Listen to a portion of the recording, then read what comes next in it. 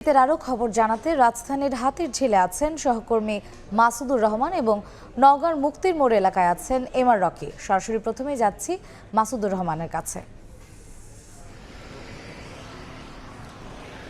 রাজধানীর এই মুহূর্তের তাপমাত্রা 15.8 ডিগ্রি সেলসিয়াস, অথচ আজকের সর্বনিম্ন তাপমাত্রা যেটি রেকর্ড করেছে সেটি 13.8 ডিগ্রি সেলসিয়াস। অর্থাৎ ঢাকায় এবছর আজকেই সবচেয়ে কম অনুভূত হচ্ছে, যে সবচেয়ে বেশি অনুভূত হচ্ছে কিন্তু রেকর্ড হয়েছে সবচেয়ে কম তাপমাত্রা।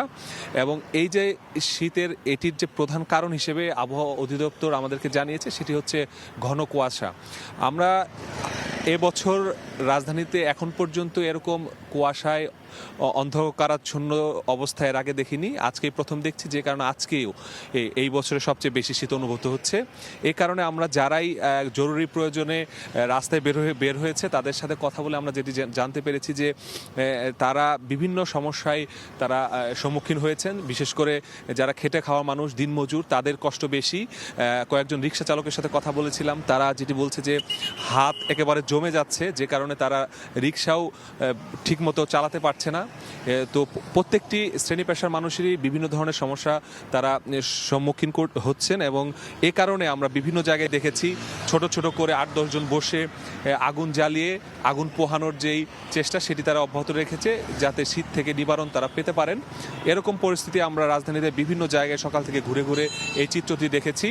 আর এ কারণে যেটি হয়েছে যে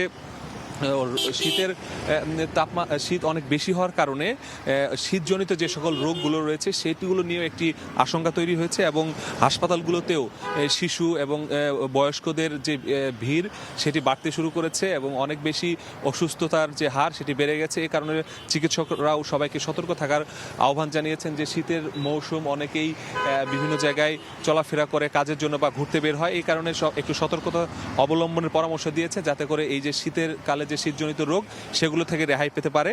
তবে আবহাওয়া অফিস থেকে আপাতত কোনো ভালো সংবাদ নেই নগরবাসীর জন্য। আবহাওয়া অফিস বলেছে এরকম আরও 2 থেকে 3 দিন এই যেরকম প্রকট যে শীত, এই শীত আরও 2-3 দিন তাদেরকে সহ্য করতে হবে। এরপরে 7 থেকে 8 জানুয়ারির পরে কিছুটা কমতে পারে দিনের তাপমাত্রা। এই ছিল আসলে আমার কাছে রাজধানীর তথ্য। উত্তরের জেলা নওগাঁতে আমাদের আরেক সহকর্মী আছেন, তার কাছেও আমরা একটু শীতের খবর জানতে চাই। এমআর রকি, নওগাঁর পরিস্থিতি যদি একটু জানাতেন দর্শকদের।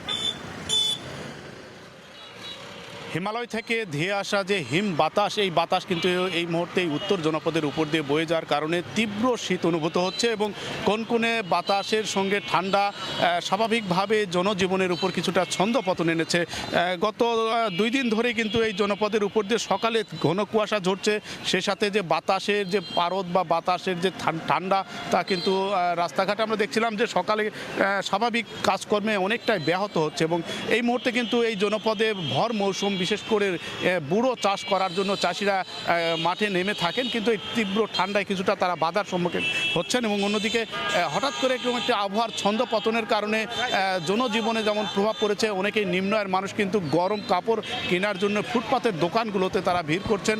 এবং আবহাওয়া নিচে নেমে যাওয়ার কারণে আবহাওয়াজনিত যেসব রোগ বালাইগুলো রয়েছে, বিশেষ করে শ্বাসকষ্ট বয়স্কদের, অন্যদিকে শিশু রোগ বালাইয়ের প্রকোপটা কিন্তু আকস্মিকভাবে বেড়ে যাওয়ার খবর আমরা পাচ্ছিলাম।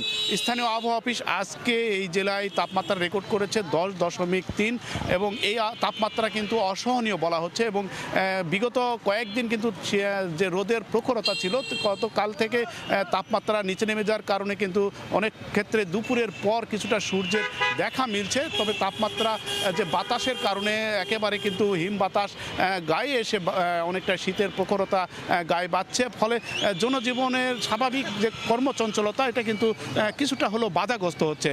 তবে জেলা প্রশাসন আমাদেরকে জানিয়েছে হঠাৎ এরকম একটি আবহাওয়া নিচে নেমে যাওয়ার কারণে নিম্ন আয়ের মানুষের জন্য যেসব সহায়তার জন্য গরম কাপড় দেওয়া দরকার, এই গরম কাপড়ের জন্য তারা একটা প্রস্তুতি নিচ্ছেন। 50,000 গরম কাপড় জেলা প্রশাসনের পক্ষ থেকে চাওয়া হয়েছে। ইতিমধ্যে তারা কিছু গরম কাপড় পেয়েছেন। নিম্ন আয়ের মানুষের জন্য বিভিন্ন তৃণমূল পর্যায়ে সরবরাহের চিত্র আমরা দেখছিলাম।